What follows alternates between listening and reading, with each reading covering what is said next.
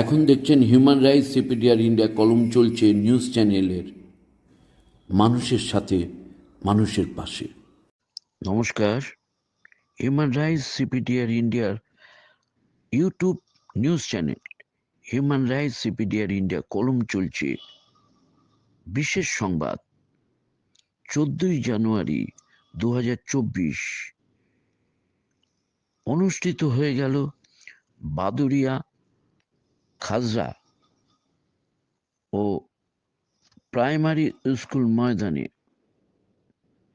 North 24 পরগনার অত্যন্ত পরিচিত একটি স্থান বাদুড়িয়া খাজরা। এখানে অনুষ্ঠিত হয়ে গেল স্বেচ্ছাসেবী সংস্থা মানব সেবা ফাউন্ডেশন ও উদয়ন সংঘের যৌথ উদ্যোগে রক্তদান শিবির, চক্ষু পরীক্ষা শিবির, শীত বস্ত্র বিতরণ, শিশু উৎসব এবং আরো বিভিন্ন বাচ্চাদের মজাদার অনুষ্ঠান।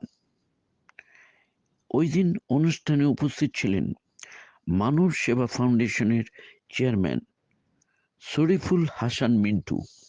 উপস্থিত ছিলেন হিউম্যান রাইটস সিপিডিআর ইন্ডিয়ার centre of protection of democracy and nationalism ইন্ডিয়ার সর্বভারতীয় সম্পাদক ও চলচ্চিত্র শিল্পী হাসির রাজা বিপ্লব ঘোষ।